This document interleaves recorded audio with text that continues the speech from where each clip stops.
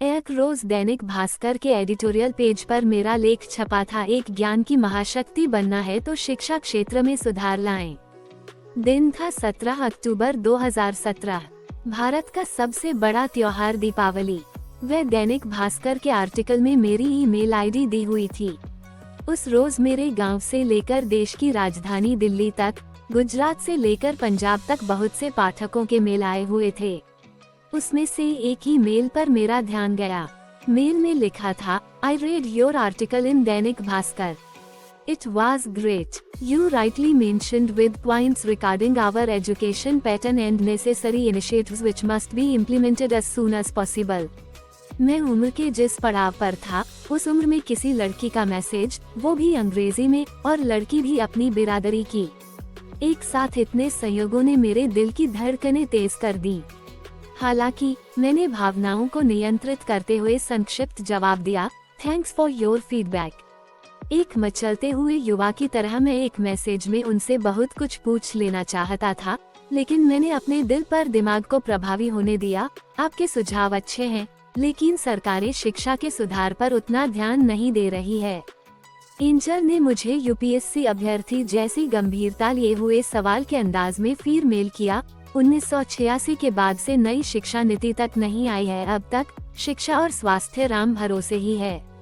मैंने मेल का जवाब दिया और दोपहर का खाना खाने रूम से 100 मीटर दूर साई रेस्टोरेंट चला गया। हाँ, ये बात तो है।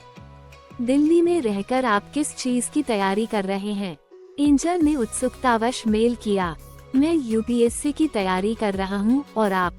इस तरह हमारे बीच बातचीत का सिलसिला शुरू हुआ। मैं भी यूपीएससी के लिए कोशिश कर रही हूँ, लेकिन यूपीएससी पल्ले नहीं पड़ रही। 2 बार प्रारंभिक परीक्षा दी, लेकिन हुआ नहीं। एंजल ने यूपीएससी की तैयारी करने वाले 90% छात्रों की व्यथा को अपने एक ही मैसेज के जरिए जाहिर कर दिया। हालांकि मैंने 2 दिन तक उनके मेल का कोई जवाब नहीं दिया। मेरे दोस्त लवगुरु का कहना था कि अगर लड़की को दोस्त बनाना है तो लड़की की साइकोलॉजी को पढ़ो, और कभी भी लड़की वर्चुअल मोड पर टेक्स्ट या फोन कॉल पर बात करे तो बात पूरी होने से पहले ही व्यस्त होने का बहाना बनाकर फोन काट दो या टेक्स्ट मैसेज का जवाब ना दो। लवगुरु का असली नाम राघवेंद्र प्रताप सिंह था। राघवेंद्र को हम लवगुरु इसलिए कहते थे क्योंकि मुखर्जी नगर और ओल्ड राजेंद्र नगर में तैयारी करने आने वाले नए नवेले नौजवानों को लव एडवाइस देने में उसका कोई सानी नहीं था। जब भी किसी कोचिंग या कोचिंग के बाहर किसी यूपीएससी की तैयारी करने वाले लड़के को किसी लड़की से फ्रेंडशिप करनी होती तो वे लवगुरु की तरफ रुख करता। लवगुरु शानदार और नायाब नुस्खे बताता। लड़के इसकी आजमाइश अपनी होने वाली माशूका के लिए करते और कई सारे कामयाब भी हो जाते। लवगुरु खुद की लगभग आधा दर्जन गर्लफ्रेंड्स और 1 दर्जन के आसपास मी टू थी। वो तैयारी कम और मौज मस्ती करने वाला लड़का ज्यादा था।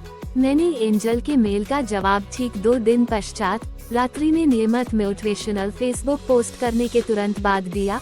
अच्छा यूपीएससी, कृपया वीडियो को लाइक करें और चैनल को सब्सक्राइब करें।